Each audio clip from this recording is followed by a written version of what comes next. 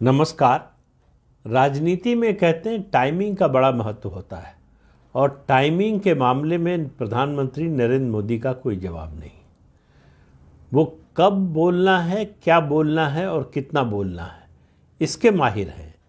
और पिछले आप अगर ज़्यादा नहीं, जब से मुख्यमंत्री बने 2001 अक्टूबर में, तो तब से अब तक के जो है 22-23 सालों को देख लें तो उनकी टाइमिंग का कोई जवाब नहीं। कब चुप रहना है ये भी वो जानते हैं।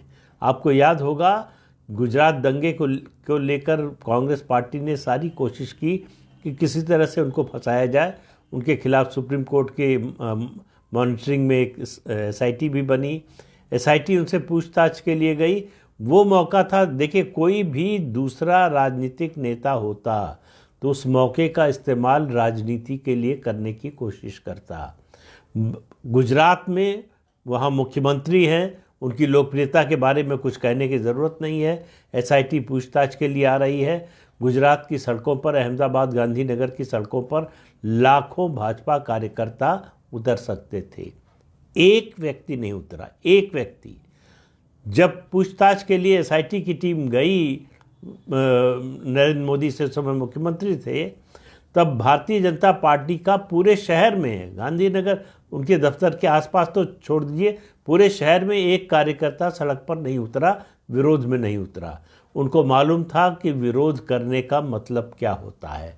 ये जो विपक्ष के नेता हैं जो बार बार ईडी के समन, सीबीआई के समन पर बड़ा अपने को 30 मार खां समझ रहे हैं और अपने को बहुत बड़ा कानूनी विशेषज्ञ समझ रहे हैं कि ये इलीगल है, गलत है, पहले बताइए। हमको गवाह के रूप में बुला रहे हैं कि हमको आरोपी के रूप में बुला रहे हैं, किस रूप में बुला रहे हैं। उसको इलीगल सम्मन है और ईडी को मालूम नहीं है, ईडी बीजेपी के दफ्तर की तरह काम कर रही। ये सब आरोप लगा रहे हैं। उनको समझ में नहीं आ रहा है कि अदालत में जो होगा वो तो अलग है। इस सब का असर जनता की अदालत पर पड़ता है। उस समय नरेंद्र मोदी की खामोशी ने जनता को और विश्वास दिला दिया कि नरेंद्र मोदी का कोई योगदान, कोई भूमिका इन दंगों में नहीं थी, उनका कोई दोष नहीं है। अगर उनका दोष होता तो वो जो है इसी तरह से व्यवहार करते जिस तरह से आज अरविंद केजरीवाल ईडी के समन पर, दिल्ली के शराब घोटाले पर ईडी का जो समन जा रहा, 8 समन जा चुके हैं। 8 पर वो पेश नहीं हुए। कभी कोई बहाना करते हैं, कभी कोई बहाना करते हैं। बहानों की उनके पास पूरी लिस्ट है, लेकिन ईडी के सवालों का जवाब देने का उनके पास समय नहीं है, क्योंकि उनके पास दरअसल जवाब है नहीं।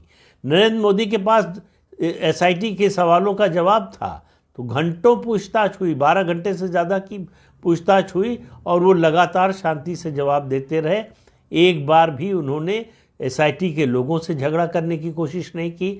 उन्होंने एक बार भी मांग नहीं की कि मुझसे जो पूछताछ होगी उसका लाइव टेलीकास्ट होना चाहिए, जैसा अरविंद केजरीवाल डिमांड कर रहे हैं कि ईडी मुझसे जो पूछताछ करे उसका लाइव टेलीकास्ट होना चाहिए। पब्लिसिटी हर समय और हर जगह अच्छी नहीं होती। पब्लिसिटी की कोशिश हर जगह जो है वो फ़ायदेमंद नहीं होती, वो कई बार बूमरैंग करती है। ये बात जो है अगर नरेंद्र मोदी से उनके विरोधी, राजनीतिक विरोधी समझ लें तो ज़्यादा फायदे में रहेंगे। 2 दिन हो गए, आज तीसरा दिन है। गांधी मैदान में जब लालू प्रसाद यादव ने वो ओछी टिप्पणी की थी प्रधानमंत्री नरेंद्र मोदी के परिवार के बारे में, आज तीसरा दिन है, अभी तक विपक्ष के किसी नेता का कोई जवाब नहीं आया है। पलटकर जवाब जिस तरह से दिया प्रधानमंत्री नरेंद्र मोदी ने, तेलंगाना और तमिलनाडु पहुंचते ही उन्होंने पब्लिक मीटिंग में अनाउंस किया कि पूरा देश मेरा परिवार है। और भारतीय जनता पार्टी के तमाम वरिष्ठ नेताओं ने, उसके बाद दूसरी कतार के नेता और कार्यकर्ताओं ने अपनी जो है सोशल मीडिया की जो आइडेंटिटी है उसको बदलकर वहाँ लिख लिया, मैं भी मोदी का परिवार। अब आप समझिए कि ये इतना बड़ा जवाब था। ये 2019 में जैसे राहुल गांधी को जवाब दिया था चौकीदार चोर है के नारे के जवाब में, मैं भी चौकीदार, और उसका जवाब फिर दिया 2019 में जनता ने मतदान के जरिए। वही होने जा रहा है 2024 में। तो भारतीय जनता पार्टी के पास, दरअसल मेरा मानना है कि मुद्दों की थोड़ी कमी हो रही थी। कमी इस सेंस में कि जीत तय लग रही है।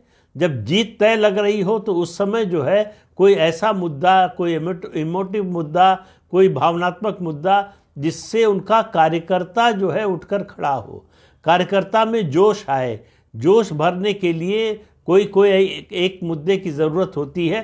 कार्यकर्ता को भी लग रहा है कि पार्टी तो जीत ही रही है, तो कॉम्प्लिसेंसी ना आ जाए, कहीं जड़ता ना आ जाए, कहीं जो है ये आलस ना आ जाए कार्यकर्ता में, इसके लिए कुछ न कुछ करते रहने की ज़रूरत होती है। तो बीजेपी को और प्रधानमंत्री नरेंद्र मोदी को कुछ करने की ज़रूरत ही नहीं पड़ी, उनके विरोधियों ने ही उनको मौका दे दिया।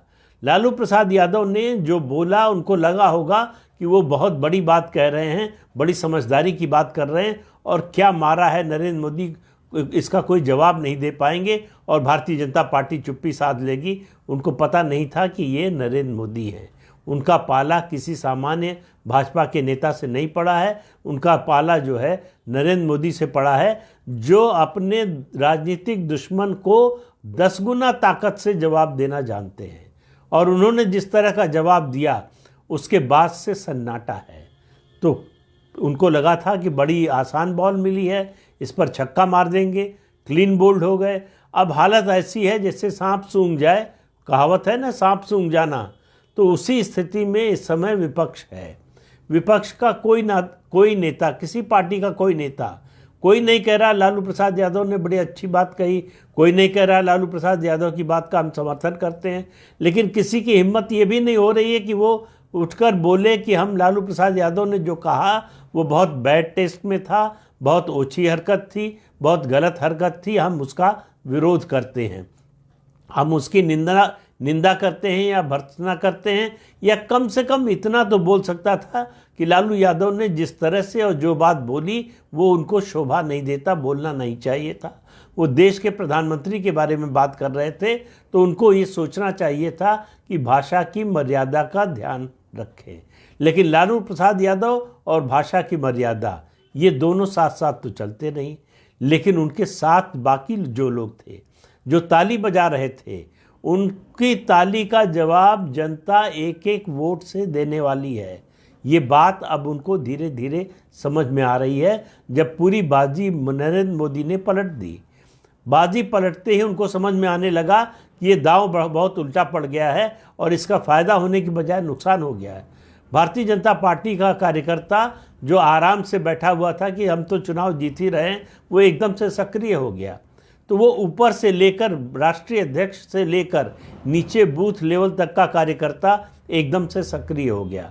तो भारतीय जनता पार्टी के कार्यकर्ताओं को सक्रिय होने का, अति सक्रिय बल्कि मैं कहूँगा होने का एक मौका दे दिया विपक्ष ने। और मुझे लगता है ऐसे मौके मिलते रहेंगे। अभी तो राहुल गांधी बोले नहीं हैं, राहुल गांधी के बोलने का इंतज़ार कीजिए। उनके बोलने से ही 2019 का चुनाव जो है उसकी थीम सेट हुई थी, जब उन्होंने चौकीदार चोर का नारा लगवाया था और उनको लगा था कि ये उनके लिए गेम चेंजर है, उनका मास्टर स्ट्रोक है, इससे वो पूरा चुनाव बदल देंगे। इसी गलतफहमी में, मतलब अतीत से सबक, इतिहास से सबक सीखने की बजाय लालू प्रसाद यादव ने उस गलती को दोहराया। उनका ये बयान ये साबित करता है कि लालू प्रसाद यादव की जनता की नब्ज से पकड़ हट चुकी है। उन्हें जनता ज़मीन पर क्या हो रहा है, जनता क्या सोच रही है, किस तरह से रिएक्ट करती है, किस तरह की चीज़ों को पसंद कर रही है, किन चीज़ों को नापसंद कर रही है, इसका कोई अंदाज़ा नहीं रह गया है। वो अपनी दुनिया में जी रहे हैं। उनको लग रहा है कि उन्होंने बहुत बड़ा काम कर दिया है, लेकिन उनको पता नहीं है कि उन्होंने पूरे विपक्ष का, केवल राष्ट्रीय जनता दल का नहीं, पूरे विपक्ष का बहुत बड़ा नुकसान कर दिया है। और मुझे लगता है कि विपक्ष की दृष्टि से 2024 के चुनाव का सबसे नेगेटिव मुद्दा जो है वो यही होने वाला है। तो इस अंक में इतना ही। नमस्कार।